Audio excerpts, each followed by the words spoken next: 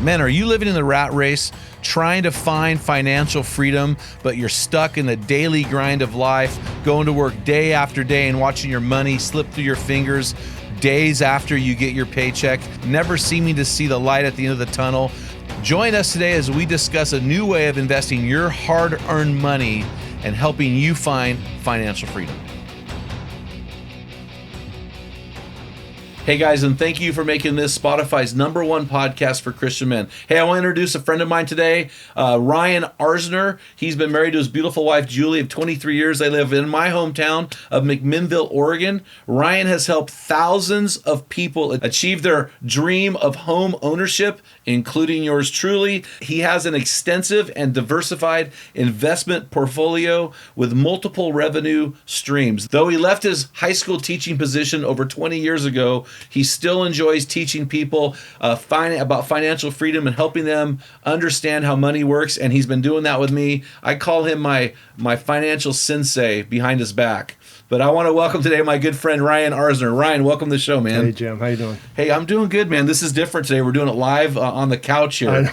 So this will be different. This will be good, man. So let's get into your story. You started off as a high school teacher in 2002. Can you walk us through 2002? What happened there, and what led you to where you are today?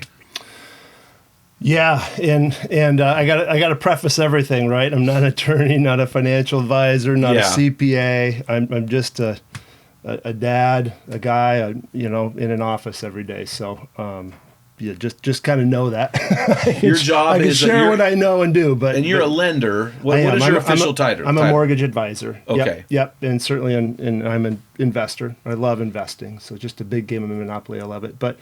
It's funny because I go all the way back to when I was going to college, right? And the counselor was sitting down in front of me and says, "Well, what do you want to be?" And I was like, I don't know what I want to be. Yeah. And I decided, well, how about a teacher? I'd be a teacher because I had some great teachers in my life that helped me growing up when I had challenges and that sort. And I hadn't thought about the fact that teachers at the time really didn't make a lot of money. Yeah. And I hadn't even thought about money because I just didn't have that education growing up. In the school system, there's just not a lot of education around money and finance. Well, fast forward to when I got into teaching, I couldn't pay the bills. I had $40,000 in credit card debt. I had car loans. I had student loans.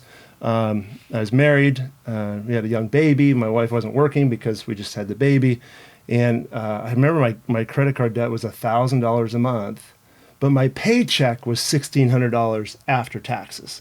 Whoa. And I just remember thinking to myself, this can't be my life right here, right? Mm-hmm. I mean, it was just such a burden to have that weight on me. And I got done with teaching one year, and we were at my brother-in-law's house, and he's an accountant. And he had a book, and it was called Rich Dad, Poor Dad by Robert Kiyosaki. A lot of people have read that. And I picked up the book and started reading it, and I was like, I just couldn't put it down. And then I went to the next one, the next one, the next one. And the long and short is I ended up reaching out to a high school teacher and football coach of mine from high school and flipping homes. So I got in and decided to buy a home and flip a home. And I got hard money from him. And that was my first experience with a hard money deal. Didn't even know what it was. Wow. And then at one point I said, hey, how do I learn how to get the money for myself to buy these homes? And he says, well, come work for me and I'll show you how. And he owned a mortgage company. So that's how I ended up making that transition into the mortgage world. And that following year is my last year teaching. So how would you define hard money? Hard money, it was his money, or technically I think it was his dad's money. Uh-huh. But they kind of gave the terms at the time. They established the cost up front along with the interest rate, but it's basically just a cash transaction to a seller. Right, so when I went to a seller to buy the house, I was given cash because it was a hard money deal on my side, but very expensive. So you're a mortgage advisor, yes, and you've been, but after knowing you for 20 years and watching your portfolio expand, and just having some conversations with you, I've kind of dove headlong into your way of finding financial freedom, because I've been in full-time ministry. In churches and now with Men in the Arena, which is a nonprofit Christian organization. Mm-hmm. And I have followed all the rules. I've invested the money where leading financial advisors to Christians or church people. I've followed that lead, and at 57 years old, we're nowhere near where we need to be. Nowhere near where we need to be. In fact, I have discovered that all of my friends who have followed that same advice, and I'm just talking subjectively here, are all pretty much in the same boat. They're what I would call they're in the rat race, right? They're living paycheck to paycheck. They're calling their house their primary asset, and they're just grinding it out to retirement. And at retirement, most of them are going into another career because they can't afford to live at their current level, or they're going into a fixed income, trusting a 2% return from Social Security on their investment. And whatever pension, or not even pension, whatever retirement they've accrued over the years, which for us is going to be nowhere near the amount we need. And so I realized I need to make a course change. And so I turned to you because I just know you. Our kids played sport together, and you've got tremendous gift of teaching. So your teaching job from O2 is definitely carried over. You have a great way of taking complex concepts and dumbing them down for a guy like me. And so I appreciate that. So let's start here. So because when I say rat race, Right. what does that mean to you? When you hear that phrase rat race, do you agree with that most people are in the rat race? Well, what I relate it to is kind of going back to Kiyosaki. Yeah. Right. So he has a board game called Cash Flow. Yes. Which anytime when I talk to people and they look for advice, I always say, you got to get the board game Cash Flow 101. Play Cash Flow, Which you bought for me. Thank you very much. You're welcome. I did send that to you. Yeah. So that was way back then. I remember a buddy of mine. We got the game. We started playing, and we played that game all the time. And it took probably 2 hours when we first tried to learn it. But it starts out where you're given a profession. You don't know which profession you are, but you're a profession, and you start with a financial statement of that particular person. Now, when I was a teacher, I didn't even know what a financial statement was. Yes. Right, and that was one of the problems in terms of learning how to manage your own money. You kind of got to know what a financial statement is. Yes. So the rat race per the board game, right? You're just in a circle. That's your race. So back then, you're most people, I think they go to work, they get their job, they get their paycheck, they spend their paycheck on whatever their bills are. Yeah. Right? And then you got to go right back to work to do it again, over and over and over and over and over. Well, when I was raised, my dad was in the PERS system, PERS 1, which was very great. And back then it was, hey, you're going to go to work for a company for 30 years, you're going to retire, and then you're going to retire off that company. And I remember him taking me I was in high school at the time, and I had a little bit of money, not much. And he took me to a quote unquote financial advisor that was teaching me the A bucket and the B bucket. And, over 30 years or 40 years, you're done. And so I started learning that stuff early, not really kind of understanding it. And then when I went to, when I graduated college, it was my first year of teaching, I remember a financial advisor giving me a phone call and letting me know that he got a hot tip on Gillette. Right? I remember this phone call. I didn't have a lot of money. I think I maybe had $3,000 in my name.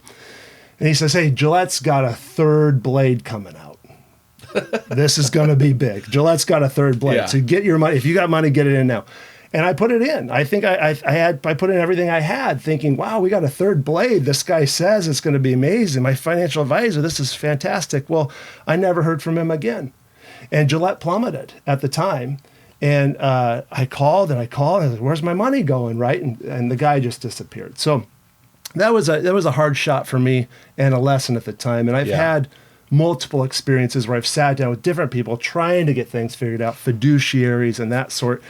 And at the end of the day, it's kind of funny because I remember everyone always says you're going to get this 3 to 5% return. And if you get 3 to 5% return over 30 years, right, you're good to go. Compounding interest. Except for the fact that if I was to say, okay, if something goes up 30% and comes down 25%, most people would agree that's a 5% return. Mm-hmm. Or if something goes down 25% and then goes up 30%, most people would agree that's a 5% return, except if you do the math. Yes. Right? So if you take $100,000 and that 100,000 goes up 30%, you now have $130,000. Correct.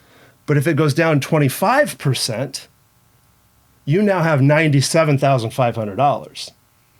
I just lost $2,500. Yeah. By a 5% return. Right? Or if you do it opposite, same thing. So if you take your 100,000 and you lose 25%, you now have 75,000. But then if you make 30%, right? People would say you average a 5% return. You now have $97,500. You just lost $2,500. So in both those scenarios, you can average a 5% return, but you actually lose 2.5%. Yeah. So there's different ways, and I understand there's other returns and there's different scenarios that could pan out where you have money, but it didn't make sense to me, right? Yeah. And at the time when I was younger and trying to learn these finances, that was just one of the things that goes, this doesn't make sense. I need to learn about money myself. Yes. And if I'm going to be responsible enough to make money, I need to learn how to manage my own money. Mm-hmm. At the time, I had nothing. I had a wife. I had a brand new baby. And all I knew is this is not what I could be for the rest of my life. This is not what I wanted. And so that set me on my course to learning. And one of the first things I learned about Jim was the dollar, right? So I didn't know at the time even what a dollar was. And most people today don't know what a dollar is. Correct. And a dollar is a currency. Correct. Right? A currency is a medium of exchange. Yes. It's not a store of wealth. And a lot of people put money in their savings account or their checking account, saving it as a store of wealth, and it's not. Yeah. Even by definition, it's not. It's a medium of exchange. So if I'm going to spend my time working and I'm going to be given dollars for my time, what am I now going to exchange my dollars into? Mm-hmm. Or am I going to let them sit?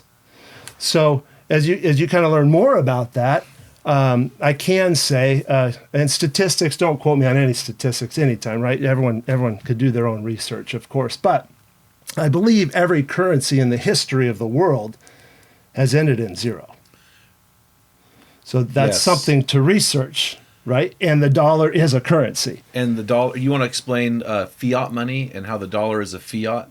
Yeah, it's government backed, right? And we went off the gold standard in the 70s. Uh-huh. Yep, absolutely. So it's fiat currency, it's government backed, an IOU, and it's no longer backed by gold. Now, I don't want to get too big into a different rabbit hole, but we've got big global issues right now in terms of de-dollarization and the BRICS nations in terms of what's happening there. The petrodollar has obviously gone away with some of those things that's happening with Saudi Arabia, and that's a whole different podcast, I guess. But, that'll get us into a different direction. But kind of coming back to the dollar, the first thing I had to do was understand what an actual dollar was. Yes. Now I got to take those dollars. When I earn those dollars, what am I exchanging those dollars into? Am I exchanging them into food? Right? Am I exchanging them into pleasure? Right? Cars? Am I just going on vacations? What am I doing with those dollars? Yeah. And so that's I think that's something a lot of people don't know. So if I kind of go back to a financial statement, right? That's just very, very basic. Everybody has one. Not many people know what a financial statement is. That was my next question. Yeah. But everyone's got one. Yes. Right. And if you don't know what a financial statement is, but you have a financial statement, how are you going to make it sing? How are you going to make it work? How are you going to make it pretty? How are you going to know how to get out of the rat race? Right? And so to get out of the rat race, to become financially free, at least the definition I've learned, is that your passive income needs to exceed your expenses. Right? Not your job, your passive income. So by definition, you have assets and you have expenses. Right? So your assets flow into your income column.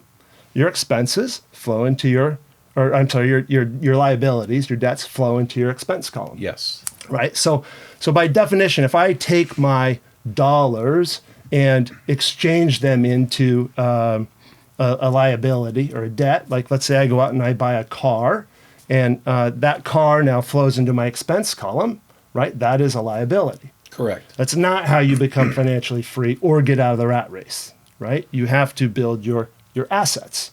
So if I take my dollars and exchange them for a car that I then am going to turn around and rent out and make money off of, that now becomes an asset.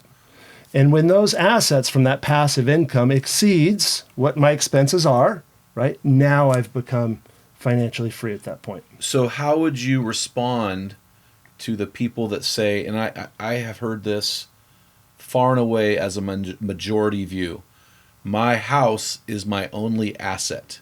or my greatest asset. Yeah. How do you respond? And that's majority. Would you agree that's a majority view? I think a lot of people think that, yes. It's kind of a rat race comment. I'd say, yep. Okay. Yep. So when you hear somebody say to you, because you give money to people to buy a house. Right. When you hear the statement, my house is my greatest asset, based on your definition of asset versus liability, right. How do you respond? I mean, you don't have to respond to that person. You probably Well, smile and yeah. move away. But No, I do. But what would you say? By definition, right? So by definition, and again, I don't make stuff up. I kind of read and I learn and I listen and I make my own opinions for myself, for my own finances, right? So I don't. But by definition, technically, the house that you live in is a liability because it flows into the expense column. Correct. Right. Now, if you rent that house out, and let's say my payment's $1,000 and I'm renting it out for $1,100, well, now it moves over into the asset column because it's making me, on the surface, $100. There's a thing called an internal rate of return on real estate. And so you actually make way more than that when you take in some of these other components. But technically, by definition, the house that you live in is a liability. It's a necessary expense. That's the key. Correct. That's important. It's a necessary expense, but by definition, it is a liability. Okay. I have taken in things that I do, and when you get into maybe more complex terms like leverage and like velocity of money, those are two big things that I use a lot of. There's leverage where you have other people's money, OPM, and you have other people's time. OPT. Let's talk about. Well, first of all, let's back up a step. Sure. So I'm looking at my life. I'm looking at most people that I know who are on this path to owning their home and accruing interest, compounding interest over time, retiring on this fixed income, right? Mm-hmm. And I am realizing that this is not financial freedom. Right. So what do you how do you define financial freedom? Let's start there, then we're going to get this other stuff. Well, that is my definition, right? Is when my passive income from my various assets exceeds my expenses. That to me is financial freedom. It's a combination of reducing expenses and increasing assets. And right? Are you still, this might not make the podcast, but no, you're fine. From the last time we had a conversation, you don't have payments on your cars. Correct. So you drive cars that you own outright. Right.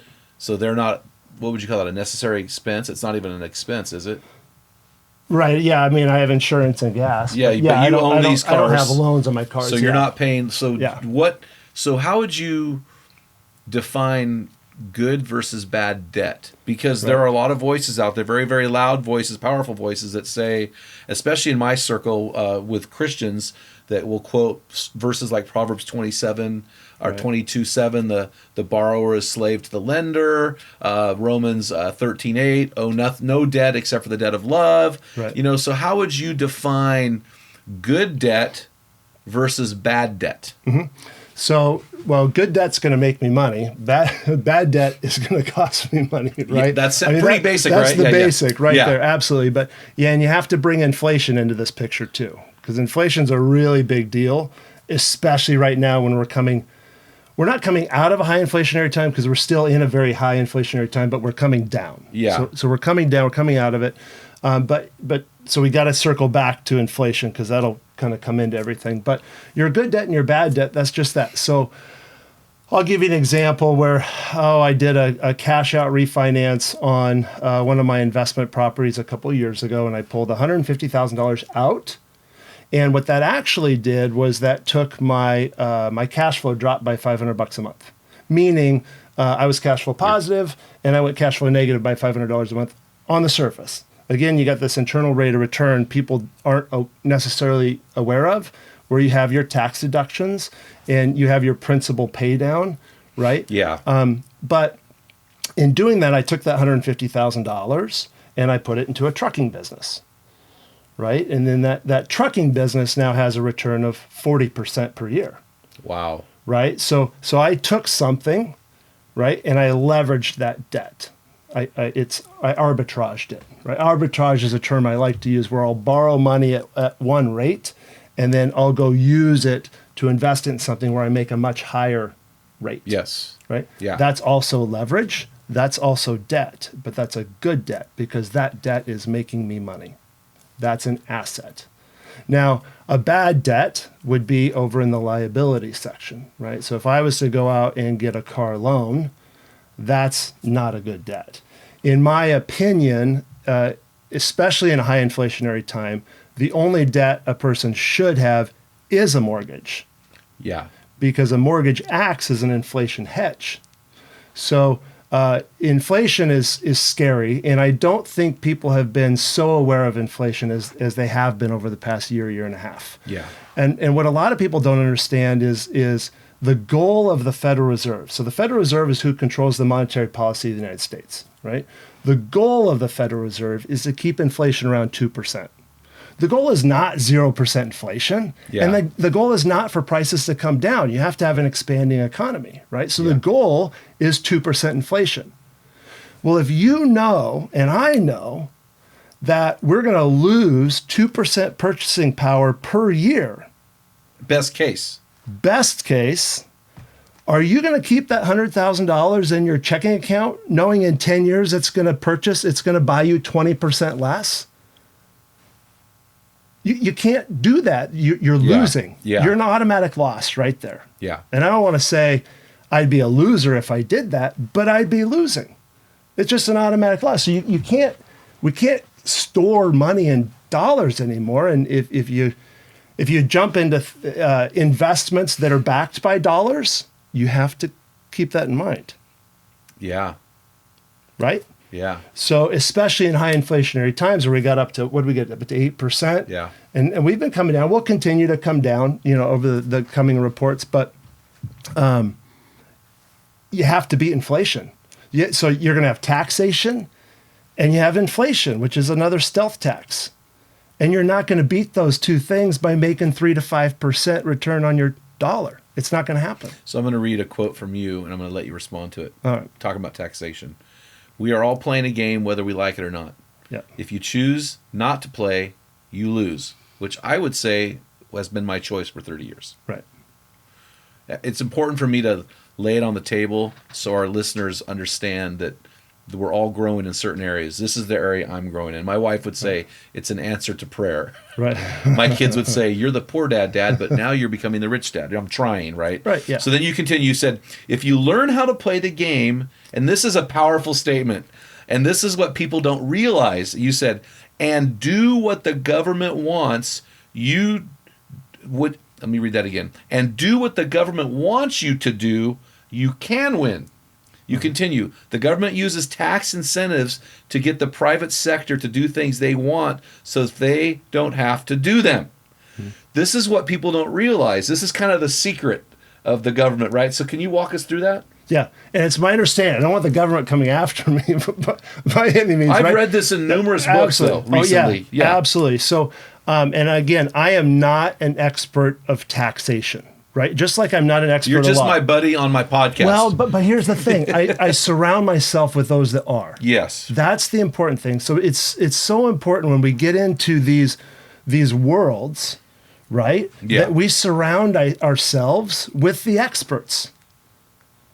Right. So if I want to be an expert on being a family man and how to love my wife, I'm watching Men in the Arena podcasts, yeah, right? Yeah. I mean, that's what I mean. I listen to your stuff and I love it, right? And those things, I'm like, oh, I could be a better husband, right? Yeah. If you want to be, you got to surround yourself with experts.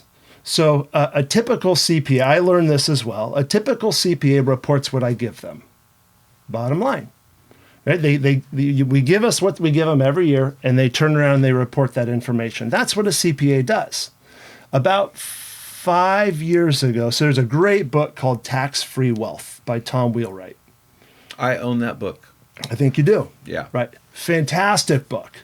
And he had this program called Wealth Ability, which I did the program.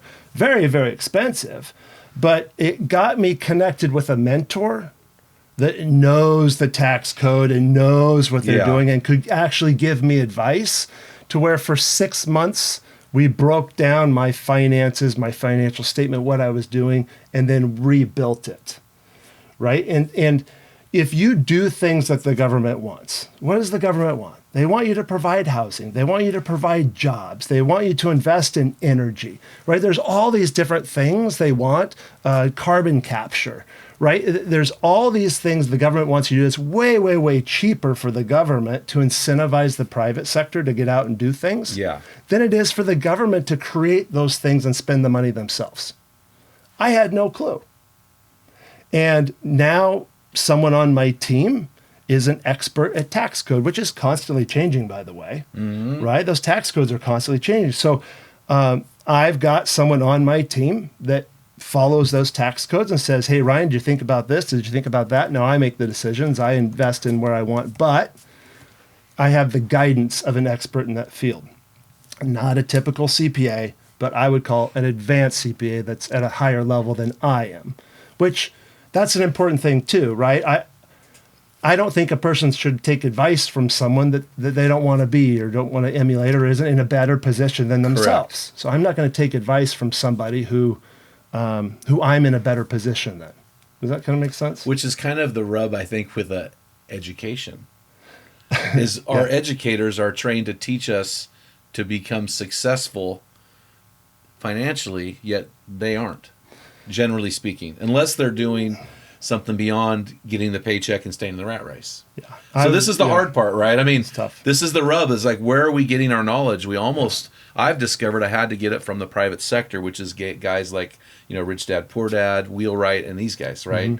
Mm-hmm. Ken McElroy. I love that guy. So these are some things. So you said your team. Mm-hmm. So I'm a guy listening to this podcast. I'm driving to work, like most of our guys are right now. And I'm realizing, man, I'm in the rat race. I need to get out of the rat race. You've told me over and over again, you're only as good as your team. So can you talk to us about what a guy can do to,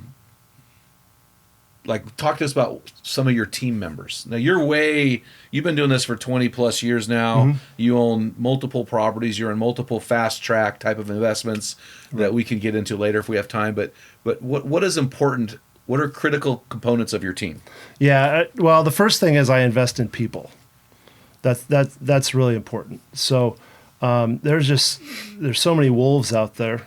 Yeah. And there's so much information floating around. We don't know what's real and what isn't. It's kind of like that whole chat GBT, right? It's like we take it for word, but it's flawed, right? At least right now. So my team has changed over time. Let me stop and say this. Go ahead. Your day job is you're a mortgage advisor. True. So we're not talking about your day. I got to be careful here. This is not your day. So your day job is over here. Yeah. So we're talking about your team. This is not you're not paid for this. This is your own little, what would you call this? You've used a phrase with me over and over again. So that's your day job. But what is this thing you're doing for financial freedom? Well, to be honest, this is my fun. It's like playing a big game of Monopoly to me. Okay, but this is your deal. It's my passion. And you've got several LLCs set up, but this is this is your side hustle, so to speak. Yeah, it's kind of what I have my team in the mortgage world, right? So I've got my team that works for me there. But then in terms of my investing and what I do, absolutely. So I've got my attorneys with my LLCs, my CPA with my bookkeeper with my taxes. I use managers for all of my properties. And that's really important too, because a lot of people do come to me for my day job because they want to learn how to invest in real estate, which is what I do. I do investment loans and that sort. And so we run those numbers into those things. But a common mistake I think a lot of people make is they want to get into investing, whether it be short-term rentals or long-term rentals, and they want to be the ones to manage the property. And that's a critical component to success or failure is the management of that property. So you don't want to do that, or I don't want to do that, because I'm not a property manager. I tried it. I got into it. I made mistakes. I learned. That's how I've learned that. I make way more money by allowing the professionals to manage my properties, whether it be short-term or long-term, wherever they're located. Well, the funny part, Ryan, is everybody I listen to who gets into properties starts off trying to manage them themselves. Yeah. And so we're in the process right now of transitioning from doing ourselves to a property manager, because I'm like, no, this is a nightmare. Yeah. This is not what I want to do. So I appreciate that. So you have a property management team, or wherever your homes are, you have a team in each location. Yes. You've got a lawyer, You have a CPA. You have a bookkeeper. Yep. Okay. True. Yep. Anything else there? I mean, those are the main ones that I'm working with the majority of the time. I call myself an active passive investor. That's kind of what I call myself. So here's a question. So why should I, if I'm going to buy a property, let's say I'm going to go properties. Let's stay away from fast track investments right now. I'm going to buy a property. So I go and I buy a second home. I have the home I live in. I buy a second home. Over and over I'm reading, and I've heard from you, hey, it'd be wise to form an LLC to put that property in. Mm-hmm. What are the advantages of forming an LLC for our long-term or short-term rental properties and putting them into an LLC instead of keeping them under our personal ownership? Yeah, my understanding, the reason I use the LLC is it's all asset protection. So it's asset protection. So I have an LLC that owns all my LLCs. So I learned, from my team, right, that I want to own nothing but control everything. So I really don't have a lot of ownership in stuff, right? But I control a lot on purpose. So we talked about taxation, that the government wants us to provide housing, and we get a tax benefit for that. So where are you seeing the tax benefit from owning these properties and having them under your LLCs? Well, the biggest is going to be your depreciation, and the LLCs is not necessarily for tax purposes. The LLCs is for asset protection. Okay. So different things. Okay. Right. Just to kind of be clear, because when you get into again, here's CPA stuff. These are CPA questions. Totally. These are attorney CPA questions, but. My understanding of things, and the reason I use different things, you got your passive income bucket, you got your active income bucket, all your passive incomes from the different properties, different LLCs, they really all flow into that one bucket. Yeah. Whereas your active income, your earned active income, which would be like your W-2 wages, your day and that job. Mm-hmm. Mm-hmm. Yeah, but there's things too, which you asked about in terms of the government, right? So on my W-2 wages. Well, if you invest in oil and gas, the government wants you doing that, right? And you get big tax incentives and tax deductions for doing that. And that's another team member I have, right? Just to give you an example on that. Carbon capture is another big one. So those are things that flow through onto W-2 waged employees that a lot of people don't know, that there's big tax incentives there. But regarding the property, I think depreciation is probably the biggest deduction that could be made.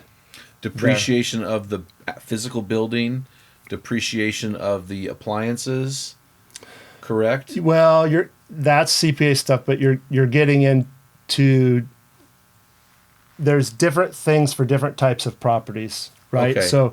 So whether it be long-term rental or short-term rental, right? There's different things that can be deducted. Well, this is what we're learning reasons. is that, and we're only one property in here, is that we're getting depreciation for those appliances. We're getting depreciation for the physical property, but the reality of it is the whole thing is appreciating. Right. So when you talk about the what you call IRR, internal rate of return. So then plus we're paying down the principal. Yeah. So you're seeing so much more than meets the eye. Right. Does that make sense? So so I'm a guy. And we're fairly new to this game as well. I want to buy a property. Yeah. I've got a mortgage let's say I bought a house for $150,000. It now appraises at $300,000. So I've got $150,000 of equity. I want to buy a second property. Right. So how do I do that? How do I leverage that property using OPM? Or what would you recommend? Let's stop. What would you recommend? As a guy who's not an expert, you're just a guy doing this as a hobby. No, yeah. So I want to protect you. Yeah, you owe 100. You go to 300. It's all numbers. And I know there's a 70% rate. You don't want to leverage out more than 70% of your home. Yeah. So this is all numbers. So everything is number related. So in some scenarios you might do a home equity line of credit, which everyone should have a home equity line of credit. Period. And I don't want to get off your question. At the same time, I think there's some important lessons that people need to know based on your question. So a lot of times I'll run into people who are keeping cash as their security blanket. They just have it in a gun safe. Or checking or savings, right? Yeah. It's just liquid. That's their security blanket. They might need $50,000 or $100,000 or $20,000. I don't know, whatever it is. Yeah, but they're keeping it in a checking or savings account. And my mentality is that's not a good spot because I know I'm losing in that scenario. But a lot of people, and again, you kind of go back to your earlier question. There's some people that teach you shouldn't know anything on your house. And when I see that, me personally, I see myself sitting in my house surrounded by all this cash and money doing nothing. And it gives me hives. Like, I get anxious. Like I gotta get out. I gotta get my money out working for me. Yeah. I don't want to just sit here with it just sitting here. So, and people sometimes brag to me that, hey, I own my house free and clear, or I own my investment properties free and clear. I almost want to say I'm sorry. I'm sorry to hear that. Well, I mean, people do that, but in my that's opposite of what I think, because I go, you could be doing so much better. Because in my mind, I go, okay, if you and I each own a house, and it's free and clear, and it's worth $400,000, you owe nothing, I owe nothing, and it's worth $400,000, and you decide to keep it like that and just go on your way, you're going to be successful. It's going to be fine. That house will go up. It'll, it's at 400 now. It'll be worth 500. You have someday. no mortgage payment anymore. We got no mortgage payments, but I take that house and I go, okay, I'm going to take $300,000 out of this house, and I'm going to go buy 3 more homes. I'm going to put $100,000 down on 3 more homes, 400, 400, 400. You now have $400,000 working for you. I now have 1.6 million working for me. Yeah. If the housing market goes up 10%, which it will, you made $40,000. I made 160. Yeah. Times 4x. I used the bank's money to do that. I didn't use my money. I used the bank's money. That's velocity, and that's leverage. Yeah. Velocity is moving the money and keeping the money moving, right? And leverage, of course, is using the bank's money. So you're going to be successful by owing nothing, and you'll be fine, but I'm going to get way further ahead, way quicker than you, by getting my money working and moving and leveraging that money. I finally understand velocity. I was having a hard time grasping it, but now I understand that. So it's taking that money and diversifying it into other money-making streams. Right.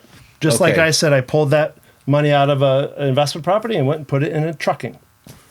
Right? It's another revenue stream. Oil and gas, another revenue stream. So there's all different revenue streams. There's lots of different assets out there we just don't know about because we're so busy in the rat race working. Yeah. And we come home and we're exhausted, and we're not thinking, we're not learning, we're not studying, and we weren't taught this in school. So I'm listening to you. I own my home free and clear. I'm a dude who owns my home free and clear. I hear what you're saying, and my pushback is, oh, you own yours free and clear? No, I'm just kidding. Oh, okay. No, Gotcha. are you kidding me? I'm gonna be like, you're like, gosh, hey, I'm your lender, bro. I know you're lying right now. I didn't want to slam you. I'm hypothetical here. Okay. So so I'm saying, I'm being the devil's advocate. Okay, so you're saying to get a home equity line of credit. So you're saying to pull out a HELOC. So I've got to pay that whole thing off in 10 years. It sounds like I'm creating a potential disaster on my hands. Sure. How do you answer that, guy? Let's back up a little bit, because I kind of got off track. I got a little excited on the investing side. No, and I that's got good. off track on the security side. Okay. So a lot of people keep cash as their security blanket. The only way to access the equity in your home, there's 2 ways I know of. One is you can sell your home, and then you're homeless, or you can borrow it. Or refi. But that would be borrowing. Oh, I'm thinking HELOC. Yep. Well, there's ways to borrow it. HELOC, cash out, refi. Yeah. So you can either borrow it or you can sell it, one or the other. The cool thing about HELOCs, and I don't do HELOCs. I actually refer them off because you can get them for free, right? The big banks will do HELOCs for free, but a HELOC is an adjustable rate mortgage. And that's fine, but that scares people, mostly because of the housing bubble back in 08 or whatever. But what happens is you can get this line of credit for free. And let's, again, go back to the example. Let's say my home's worth $400,000 and I owe $200,000, right? Which is probably a little more realistic for most people than having it paid off. I can go get a home equity line of credit for $100,000. It'll take me up to 75% loan to value. And you still, and you still have 100,000 in equity. Absolutely. After that. Yep, absolutely. And I will say, as a preface, back in 2008, the average equity position in the U.S. was 19%. A statistic that just came out a week or two ago is the average equity position today is 58%. Holy cow. I was guessing it's got to be much Yeah, higher. the average loan to value today on mortgages is 42% compared to 81%. So a lot of people are sitting on a lot of money they can have working for them, is what I hear you say. It's a lot There's of a lot of equity. potential velocity out there doing nothing. Yes, well, absolutely. But coming back to your security question, if I go get that home equity line of credit for free, the big banks will do it for, not all, but the ones I'm aware of, they do it for free. I get $100,000. I've paid nothing. And what they do is they send me a checkbook. And now I have a checkbook where I have access to $100,000. And anytime I could just write a check, go put it in my account. That's the security blanket. I don't need $50,000 cash sitting in my bank account if I have access to $100,000 right here from writing a check, which is secured against my house. Yeah. Now, it's an adjustable because I don't have any money I'm not paying any interest on that loan unless I write a check. Yes. Right? So it's a security blanket. Now, if I know I have that money as that equity as a security blanket where all I got to do is a write a check, I don't have to get qualified. I already got qualified. I don't have to get qualified to write the check, right? Because I already got qualified to get it to begin with. Yes. Now all I got to do is write the check. Then I don't need that $50,000 sitting in my checking account. Now I can go get that checking, that $50,000 and go get it working for me to make ASAP. to bring in more. Yes, generate another revenue stream. Get it working for me. My security blanket becomes that equity line. Even if the house is paid off, at least have that security blanket. So I write that $50,000 check. Let's say that's all I write. I've got $100,000 available. I write $50,000 check. Yes. I have to pay that off to the bank in 10 years. Typically, I mean, that's going to be a bank question, but typically they go for 10 years. So how do you just go get another HELOC and pay that off and just keep the cycle going? Well, theoretically, when the time comes, homes are going to be worth, if you go back to inflation, Yeah. theoretically in 10 years, if you look at the global population, we're going from 8 billion to 9.5 billion, right? Housing is supply and demand, and everyone's got their own markets and whatever, but housing is going to be supply and demand. If we know that, was it in 2021, I think we inflated our money supply by 25%. Holy I believe it was cow. in 2021 we did that. That's a statistic. You can go look it up. But that's one reason why we have such a highly inflationary situation right now. So in 10 years, theoretically, there's going to be a lot more dollars out there chasing the same amount of goods and products, and you can't create land. No. So it's simple supply and demand. So yeah, in 10 years, in my opinion, I think housing prices are going to be way higher in 10 years than where they are today. Just some basic statistics that I'm aware of is vacancy rates right now are at an all-time low. Household formations are at an all-time high. The Zillow statistic, average first-time buyer is 33 and a half years old. If you go back and you look at birth rates 33 and a half years ago today, you'll see we're in the midst of a birth rate explosion. Yeah, the Gen Zs. Yes, which means we got more 33 and a half year olds this year than last year. These are first-time buyers, by the way. Yeah. Even more coming in next year, and then it begins to plateau. Whereas, and if you look at inventory at a national level, in 2008 we had over 4 million homes for sale. Today we have less than 900,000. We've had a supply crash in housing markets based off supply and demand. So we've got increasing demand and decreasing limited supply. Builders can't build cheap homes, and 91% of your mortgages out there are under 4%. Who's going to sell their home at 3% to go buy a home at 6 or 6.5%? Absolutely. And what investor is going to sell their home when they've got a rate of 3 or 4% cash flowing? With inflation, rent goes up. Mortgage acts as an inflation hedge, right? Yeah. So you got investors who've got their mortgages at low interest rates. That mortgage is not going to move. That payment's not going to move, except for a little bit of tax and insurance. On the other side, you got renters. It's going up with inflation. So you had said, I'm just kind of going back to some basic stuff here. So you had said, God's not making more land. True. Okay. I believe. I pretty much agree unless we're going to go to Mars. My question though is, so if I were to take $100,000 and invest it in dirt, just because I wanted property, you would call that a liability, unless I'm going to build and cash flow it eventually, correct? It's like you're not a fan of just buying land unless what I'm saying is I got a lot of guys that want Yeah. land to hunt on or Right, yeah. recreation, but that would be an investment in a liability. Now, I don't invest in. I've heard a lot about land in terms of investing. All my stuff is all, it's commercial, it's short-term rental, it's long-term rental. There's stuff on it. I don't have any just plain dirt to really probably be able to answer that. But by definition, if I go out and I just buy a piece of dirt, right, and I got to pay taxes on that dirt, that's a liability.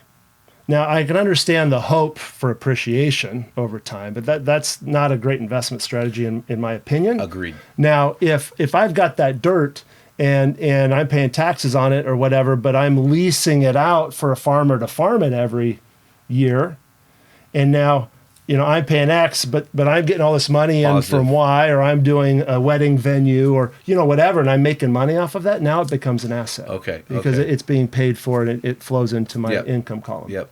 Okay, so I referred earlier in the podcast that in 97 I was 32 years old and I started investing in 403B, which is like a 401k for nonprofit organizations, right? Mm-hmm. So I've done that for almost 30 years.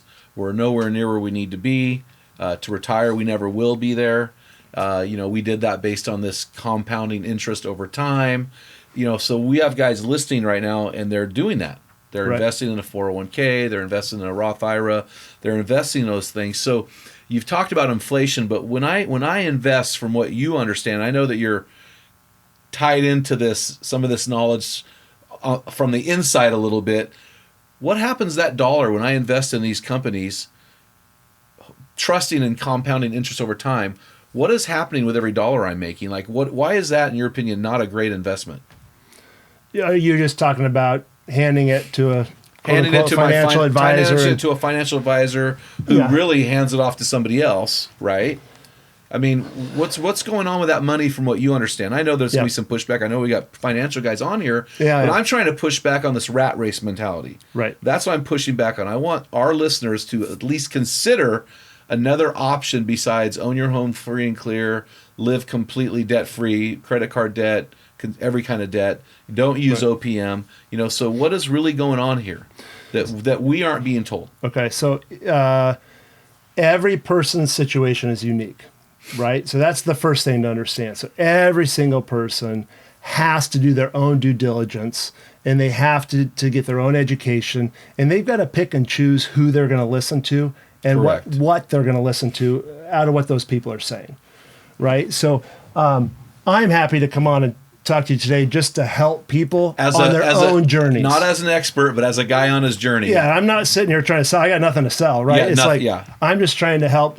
I had so many mentors help me. I took so many people who were way better off than me out to lunch and just ask questions. I've learned so much from so many people and reading the books and the authors and the very successful people, and I owe everything to those people, and I'm happy to help stimulate thoughts by someone else. But the first thing I would recommend is there's a company called Provision CPA. So if you were to Google Provision CPA, there's a wealth calculator at the bottom.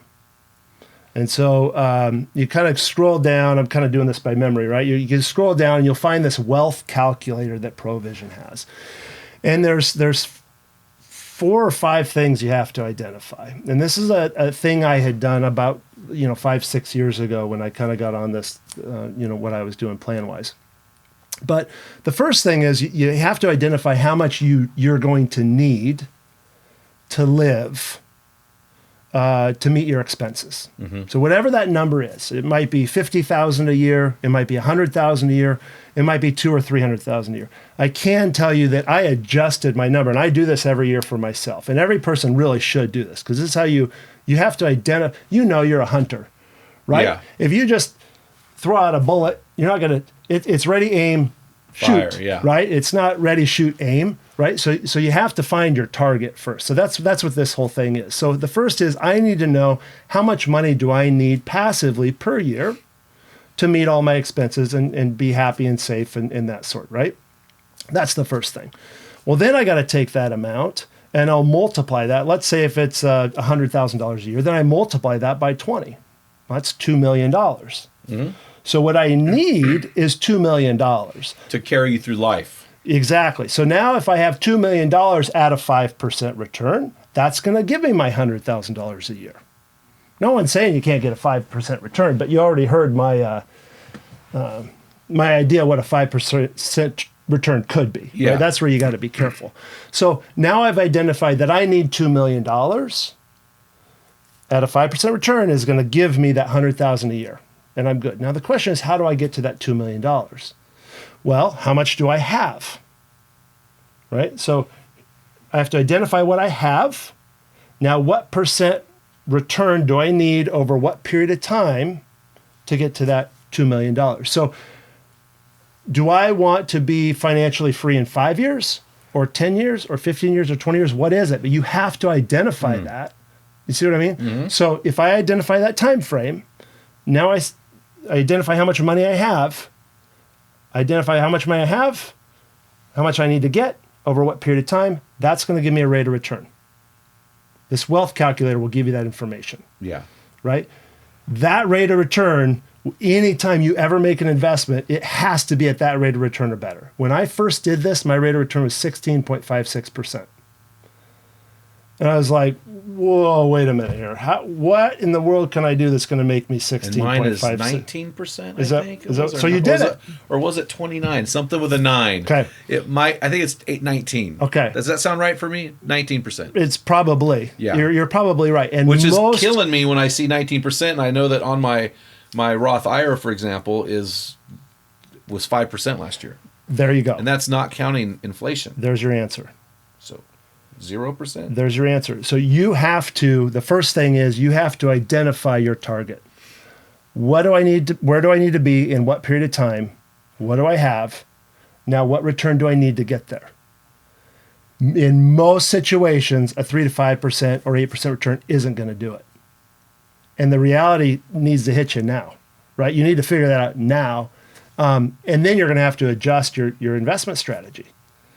What I've always kind of learned and been taught is give it to me, I'll make you a 3 to 5% return.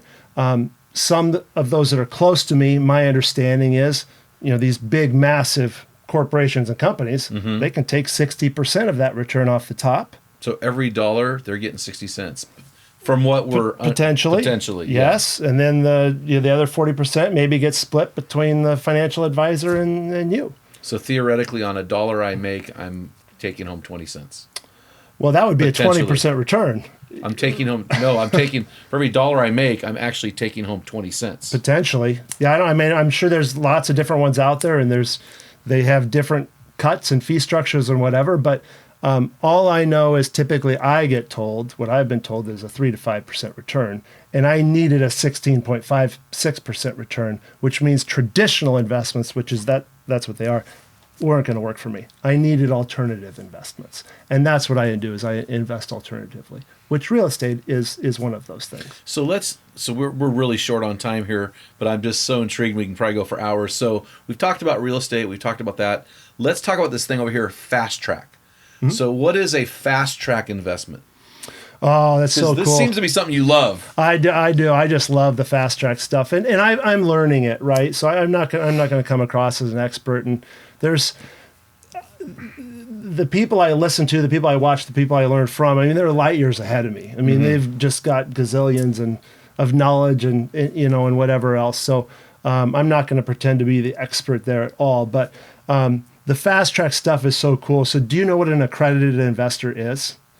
Right. So most people don't know what an accredited investor is. So once you become an accredited investor, so there are different criteria, but a couple of the quick ones are if you make over $200,000 a year 2 years in a row, it's $300,000 joint, or if you have over $1 million in assets, then you're technically by definition an accredited investor. And there are a couple other criteria, but a lot of your alternative investments out there that are really high return, low risk, or potentially high return, low risk, are only available to accredited investors because of SEC. Okay. That's a big thing. So, but I run into a lot of people who are accredited investors, but they have no clue. They don't even know what an accredited investor is. And simply because of that, you have no idea what opportunities exist out there. And the returns, I would say probably I won't mess with something if the return's under 25%. I just won't mess with it. So the return's got to be over 25%. I don't mess with it because there's too many things out there that have returns far greater than 25%. I was not familiar with that world at all. Had no clue. Yeah. But a person doesn't know what they don't know. Yeah. So these are things for people to be looking into and researching. What is an accredited investor? How do I become an accredited investor? And then once you're an accredited investor, these are other people on my team. There's other investment groups that are on my team that have different investment opportunities, whether it be just some things like life settlement investments, oil and gas, like I said, the carbon capture, obviously gold and silver. We're not going to get into gold and silver stuff, but those are just some different examples of different things that exist out there. You can get into syndications. Do you know what a syndication is? Yep. You've told me about it before. Yeah. So there's a lot of syndication opportunities that come up, whether it be in investing in apartment complexes or storage units. There's one right now that just came up. It was, I think it's like ATM machines, like those money, because you have the big banking collapse issues going on, which we haven't touched on, and we're not going to go there right now. Yeah. But this is a big issue. These are massive, massive issues, or the digitization of the dollar. But that's caused other areas, non-banking, to explode. Yeah. That have really high returns. But those are only available to accredited investors. So the fast track investments are only available to accredited investors. I wouldn't say that, but there's a lot more opportunities once you're an accredited investor. So for a guy like me, for example, who's just kind of getting involved in this process, I would probably want to stick to rental properties. Real estate is how I got into all the other stuff. Okay. And I now use real estate as my piggy bank, so to speak, to invest in all these other things that are on the fast track. Okay. So can you, and I know you've got some ideas here, can you give our listeners some resources that they should get a hold of to learn more about this? I would say right off the bat, obviously the Cash Flow 101, the board game, which is huge, right? I mean, that's just such a great educational board game. Tax-Free Wealth is a book that I always recommend to people. I send to people as well. Rich Dad Poor Dad was the very first book I ever read that got me into everything. Those are kind of the big ones. The Provision. If you Google the Provision CPA, because they're down in Arizona, that's where you find that wealth calculator. Yeah. And see, that's just, in my opinion, that's just you got to identify that. But then it's a matter of building that team. So you got to build that team of actual experts that I go to, right? The CPAs, the attorneys. You talked about McElroy, right? I mean, I think he's an attorney, right? Yeah. So, I mean, he knows law and how these things work. So you have to build a knowledgeable team that knows things and that works with those types of people, because if they work with those types of people, then they're aware of those different opportunities that exist out there too. Well, that's how I've gotten. And I would say stuff. Even before that, you mentioned it earlier, I mentioned it earlier, start finding people who are heading or ahead of you, and buy them lunch or buy them coffee. Oh, yeah. And ask questions. That's huge. Because those people that are, and the way how I've identified those people is they seem to have a lot of resource and assets, but I can't nail down their job. Right.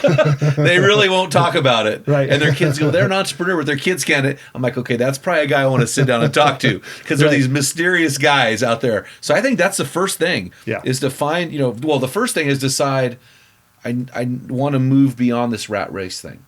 The second thing would probably be finding people around you that are ahead of you and who are doing something similar, and then begin to build that team from that. I mean, I don't know. What else do you think? Yeah, well, and if I go back to 20 years ago when I had nothing, there are so many people out there that have so much money, right? But no time. And there's so many people out there that have so much time, but no money.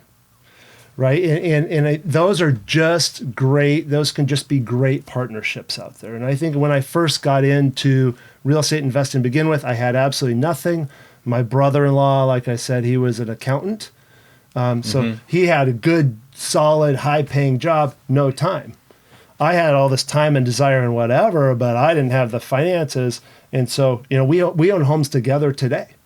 And those are just great partnerships. And I have actually quite a few different partnerships where that's how things worked out. So I've been, my one brother, we bought into a franchise it's a cleaning franchise, actually I think it's about 15 years ago. We actually got help from my dad and self-directed an IRA. We didn't even get into that, right? So you can self-direct IRAs. That's a big thing. So if you've got IRA money out there, you can self-direct that stuff and go invest in things. When you look at 401ks, and this is the kind of stuff that burns me a little bit. If you've got $1 million sitting in a 401k, you can access 50,000 of that. That doesn't make sense to me. It does not make sense. It's your you can money. borrow $50,000. That's it. But at least you can borrow $50,000 of your 401k, and a lot of people don't know you can do that either. Mm-hmm. Though 100%, I would agree with what you just said in terms of finding people, meet them, take them to lunch, just ask questions and listen and learn. Yeah. And then there's so much stuff right now. A lot of your big time authors are doing bigger platform type of work now, and I think that's great education to get. Absolutely. So, hey man, I appreciate you coming on the show. This is great knowledge and information, and I'm just hoping it stirs some guys on to at least think about financial freedom and at least look at their life in 20 years and see if they're on that pathway to get there. So thanks a lot, man. Cool. Appreciate it. Hey, you got it. Thanks, Jim. I appreciate it. Hey guys, if this podcast today helped you, make sure you share this link with one of your buddies. Get them on board. The more you do that, the more men we can influence and help them become their best version in Christ. So until next time, feel the wet sand on the arena floor. Hear the deafening roar of the crowd. Taste the sweetness of victory. Smell the stench of the battle. Get in the game. Get dirty. Grind it out. And be a man.